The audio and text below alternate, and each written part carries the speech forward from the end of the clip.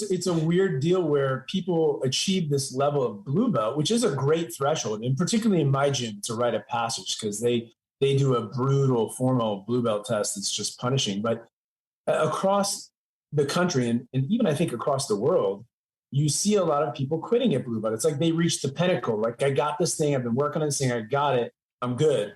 And you're not. You're just simply not. I'm not done at black belt, and in 10 years I won't be done. But for some reason we've created this threshold. Like, I need to get to this spot. And if I get to that spot, I'm good enough. And the truth is, for guys that have stuck around this long enough, they know you're never good enough. You really can't master jiu-jitsu. In fact, and I remember going to Japan for the first time 20-something years ago and seeing a room full of black belts. It was a judo school. I was like, oh my God, this is crazy. But the reality is that's just the threshold for a real beginning, like where you have a foundational understanding and now you can start to play the game, right?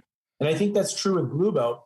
But I also think, I agree with Gary, that there's a thing with purple belt where it's almost like they know everything a black belt knows at that point, and it just comes down to the trickery, right? And so, jiu-jitsu, it's the science of jiu-jitsu, it's the art of jiu-jitsu. And when I say that, I mean science, like your arm only bends one way, right? And your neck, if you cut a certain percentage of blood off, you're going to pass out. That's science. But the art is how you get there, how you trick them, how you make them see it.